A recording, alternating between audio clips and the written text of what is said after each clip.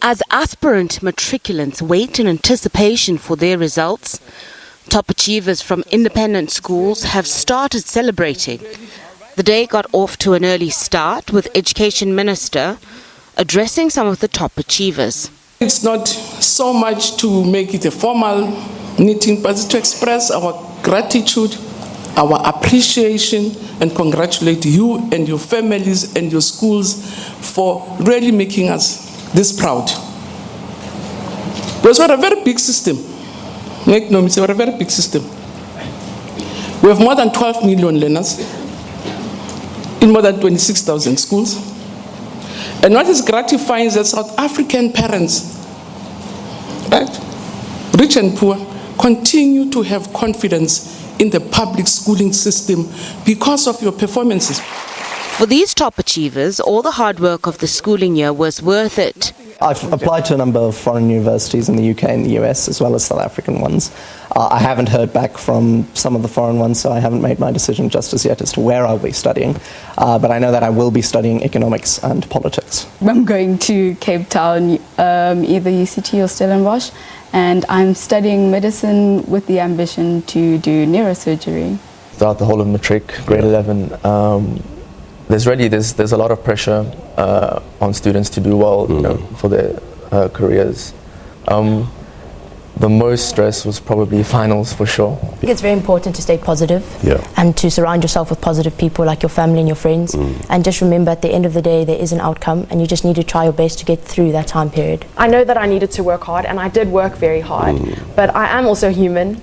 And I needed to take a break every once in a while and spend time with friends and family. UCT Vice-Chancellor says education is critical for the development of the nation. Without education, we wouldn't have a vibrant economy, in my view. It keeps our economy alive. It helps us with all kinds of development. And so education is key, not only at higher education level, but at basic education level. It's important to have an educated society, because that's how you can stimulate innovation. That's how you can get a skilled workforce. Educators say that teachers are key for the success of students.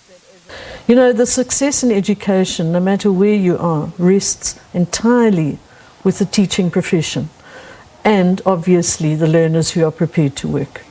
Once you've got a dedicated teacher, you almost can manage without major resources of any sort, because the key is the ability of the teacher to get to the child, to motivate them, to understand where they're having difficulties and assist them to overcome whatever misunderstandings they might have.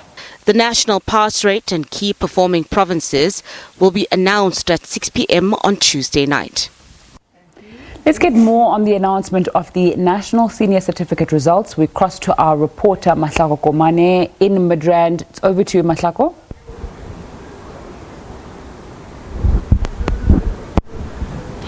Yes, good afternoon indeed, Nzinga. We are here at Water World in Midrand. You know, just a few hours left before Minister Angie Motshekga makes just that announcement to see how the entire class of 2019 that wrote the National Senior Certificate has fared. We know that obviously earlier on at midnight we had the IEB candidates that got their results also getting once again within that high 98 pass rate, but quite interesting to see, have they managed to reach the 80s? Are they still in the 70s? What is it that we can expect from the class of 2019? Earlier on, the students that have done exceptionally well for themselves, they will also be here. Then we will find out who is the top performing student in the country in South Africa. But we also have stakeholders within the education sector that are here as well, also just to get their opinion as to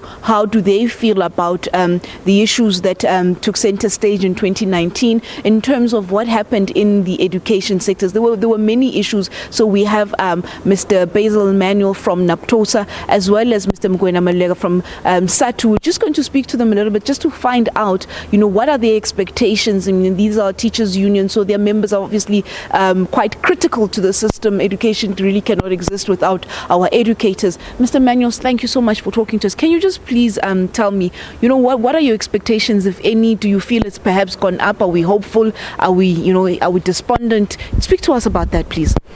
Well, we're hopeful for an increase, and I think as a collective of teachers, we've seen a couple of things that indicate that it would be surprising that if we didn't have an improvement in the matric results. But at that point, I want to also caution that we won't see 100%, because a lot of our children are in an academic system that doesn't cater for their particular needs. So it's unrealistic also to expect that we'll reach 100%. We will reach a ceiling at some stage, and hopefully before then we would have catered for the non-academic child. So yes, this year round, NAPTOSA, together with many others, are expecting a marginal improvement, because big systems like this don't improve in leaps and bounds. They improve incrementally, small steps at a time. But, you speak about the system not necessarily working for everybody, that we will reach a ceiling at a certain point. Can you just please, do we feel that the department has the capacity and the abilities to then cater for the other children that would normally say, for example, we had, the big debate with the general education certificate that became a big debate a few months ago. Is the system able to absorb those type of learners outside of them having to move to your FET colleges? At the moment, probably not. But it's a process. And remember, the beginning of the process is, first of all, to identify the types of schools you need. We have draft policy, the so-called 3 streams model. We have vocational, technical, and academic qualifications are being looked at in terms of schooling. And the next step is, of course, also to ensure that schools themselves are able to cater for these children within the schooling system. We have examples of that already. We have these pilot schools or flight schools, I'm not sure what they're called, that are catering for a very, very technical group of children that are academically good but technical. But now we've also got schools of trade that cater for your child who is not technical but is rather the child that needs greater support. And yes, it will happen, but it will take time. So we are on the right path, but it will take time. And hopefully the declaration of policy is not where it stops. Yes, that was Mr. Manuel there, just telling us about his views on the general education system as well as the pass rate. You are, Mr. Maluleka, you are with SATU, and one of the bigger teacher unions in South Africa. Your views on the expectations, what are your expectations? What are you hearing from your members in terms of what was 2019, in terms of the class of 2019 matriculants? Well, just like Manuel has said, our expectation is that there will be a marginal increase in terms of the overall pass rate. That is not our concern. However, as a union, it's about quality. We're looking at how many exemptions are we able to produce so that we are able to register as many learners in the universities, in TVET colleges, but also to make a difference in our country and in their lives. So the quality in terms of arts, which we are not being seen, the quality in terms of accounting and so forth, that's what we are concerned about. And if we can be able to make some progress around those particular issues, we will then be able to say we can deal with the challenges that our country is facing in terms of economic stagnation. The other things that our teachers are expecting clearly is that, yes, they've done very well, they've worked. And I'm hear other people saying that the teachers sometimes are not dedicated to the students, they think about themselves and so forth. But what we are saying together with Manuel is that teachers sleep in school in weekends with parents and principals trying to help our students in grade 12. And something that we have got to address as a nation is, can we really rely on those particular sacrifices of our teachers in grade 12 rather than to be looking at the foundation phase? Why are we not investing our money, our resources in the grade R, in our foundation phase, so that we are able to build a sustainable system that we will not be worried about what happens in grade 12 at the end of the day? And also, Mr. Maluleka, can you just please tell us, you spoke about the issue of quality, you're looking at exemptions, you're looking at those gateway subjects. Does this also not speak to the training that your educators also need to ensure that there's some sort of movement and progress? But also, can we, as you rightfully pointed out, that teachers sleep at schools? We need to look at the foundation phase.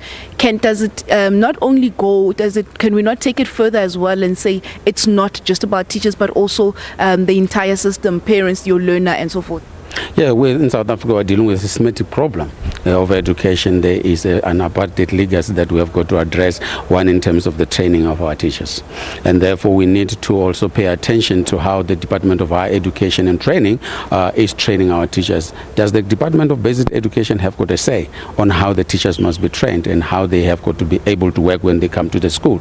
Do we have got a system where we can mentor them, we can guide them as they come from higher education into our classroom? Those are the things that we need to look at, because that's part of professionalizing the profession in order for us to be able to deal with the issues that are facing our country.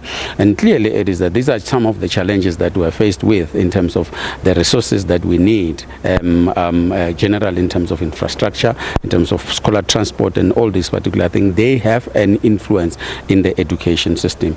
Clearly it is that it's not only the teachers that would have made a difference, it's also the parents, the support that we need.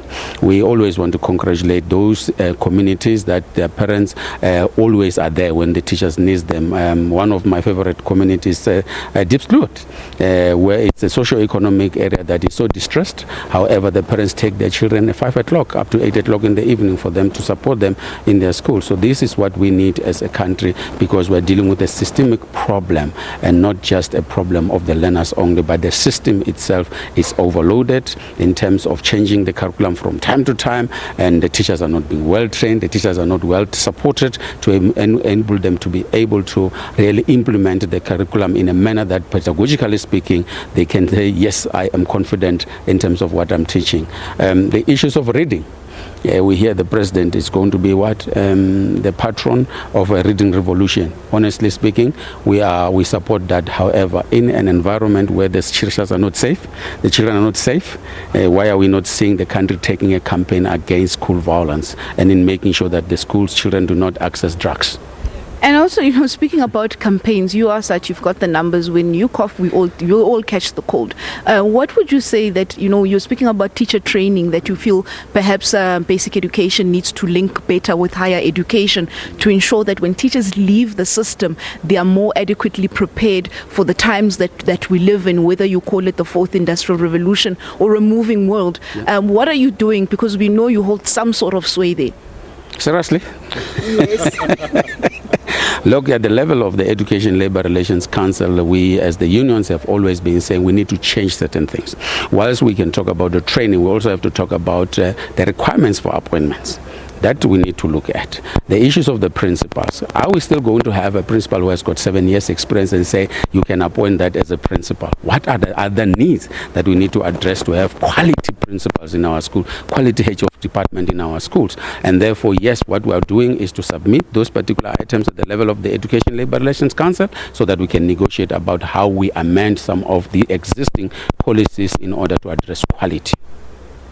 Thank you so much for talking to us there. And there you have it. We spoke to Neptosa and we also spoke to Satu, also just telling us about their concerns. And also, I think from both unions, what definitely came out is the quality of the pass is one thing that we ought to be looking at. But I think also quite importantly, Neptosa saying there that we need to caution the public. It's not just about the numbers, but also the issue of we may reach a ceiling in the country, and also perhaps basic education needing to come on board and realizing that not everybody is academic. The system cannot necessarily cater for everybody, but how do we then evolve this system to ensure that everybody is able to go into, be it vocational work, be it extra special needs that they need, but so that the education system caters for everybody and everybody is not left to go back home and sit without a job. And it's back to you, Nzinga, in studio.